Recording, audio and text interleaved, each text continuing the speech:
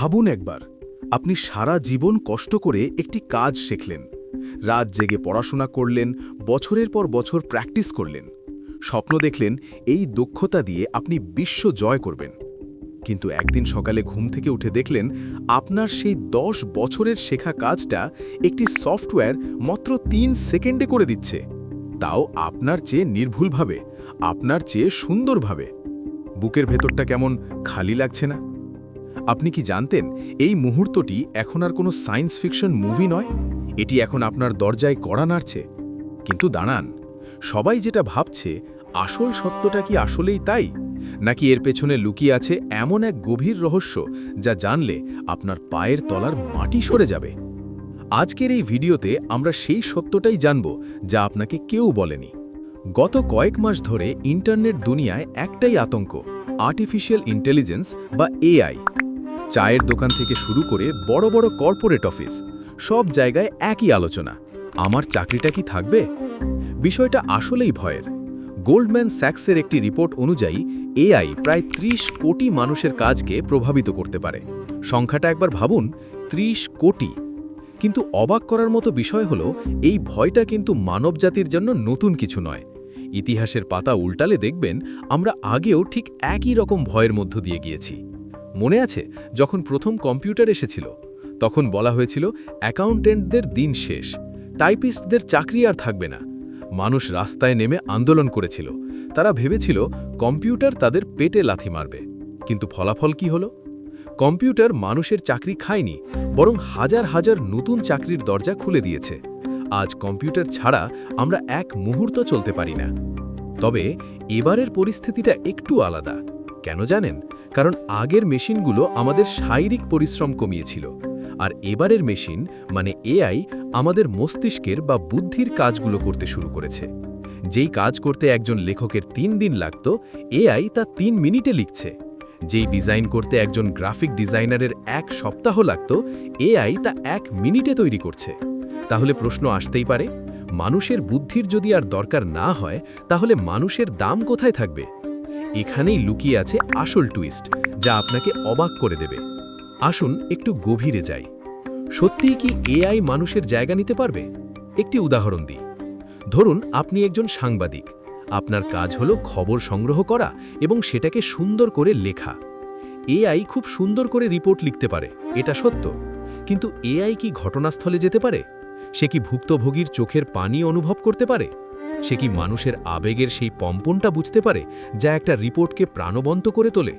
না, পারে না। এআই হলো একটি তোতা পাখির মতো। আপনি তাকে যা শেখাবেন সে তাই বলবে। তার নিজের কোনো বিবেক নেই, নেই কোনো নৈতিকতা বা ইমোশন। চিকিৎসা ক্ষেত্রের কথা ভাবুন। এআই হাজার হাজার মেডিকেল ডেটা বিশ্লেষণ করে বলতে পারে রোগীর কী রোগ হয়েছে। হয়তো মানুষের চেয়ে দ্রুত বলতে পারে। কিন্তু একজন রোগী যখন মৃত্যুশয্যায় থাকে, তখন সে কোনো রোবটের যান্ত্রিক গলার স্বর শুনতে চায় না। সে চায় একজন মানুষের স্পর্শ, একটু সান্ত্বনা।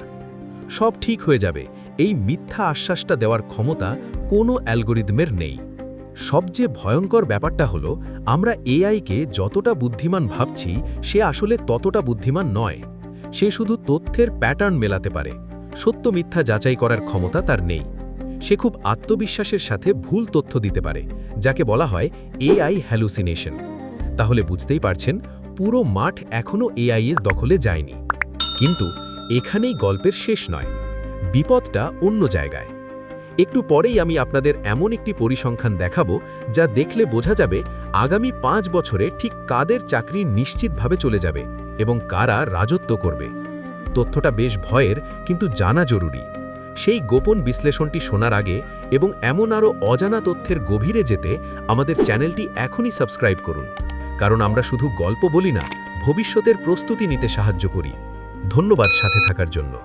এবার আসি সেই রূঢ় বাস্তবে। এআই সবার চাকরি খাবে না, এটা সত্য। কিন্তু এআই অনেকের চাকরি বদলে দেবে। অর্থনীতির ভাষায় একে বলা হয় ডিসপ্লেসমেন্ট ভার্সেস অগমেন্টেশন। সহজ করে বোঝাই, ধরুন একটি কোম্পানিতে 10 জন কন্টেন্ট রাইটার কাজ করতেন। আগে তারা দিনে 2টো করে আর্টিকেল লিখতেন। এখন এআই আসার পর একজন রাইটার এআই ব্যবহার করে দিনে 10টা আর্টিকেল লিখতে পারেন। কোম্পানি তখন কি করবে? কোম্পানি দেখবে 2 জন রাইটারই এখন 10 জনের কাজ করে দিতে পারছে, বাকি 8 জনের তখন কি হবে? এখানেই ভয়ের কারণটা। যারা নিজেকে আপগ্রেড করবে না, যারা এআইকে টুল হিসেবে ব্যবহার করতে শিখবে না, তারা হারিয়ে যাবে। তাদের চাকরি এআই খাবে না, তাদের চাকরি খাবে এমন একজন মানুষ যে এআই ব্যবহার করতে জানে। লাইনটা আবার শুনুন, এআই আপনার চাকরি খাবে না, কিন্তু যে মানুষটি এআই ব্যবহার জানে সে আপনার চাকরিটি খেয়ে ফেলবে।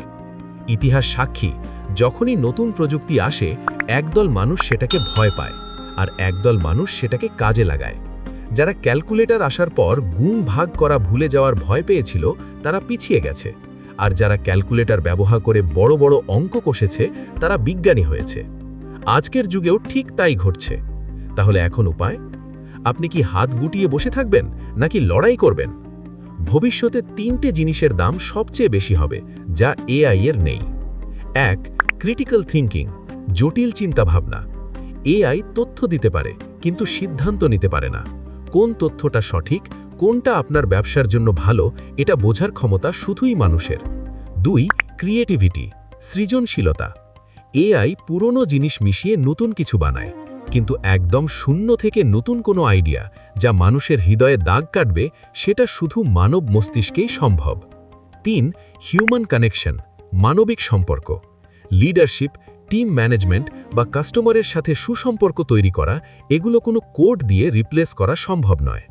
অবাক করার মতো বিষয় হলো টেকনোলজির এই যুগে মানুষের সফট স্কিলের দাম সবচেয়ে বেশি বেড়ে যাবে, কারণ রোবট সব কাজ করতে পারবে কিন্তু মানুষ হতে পারবে না।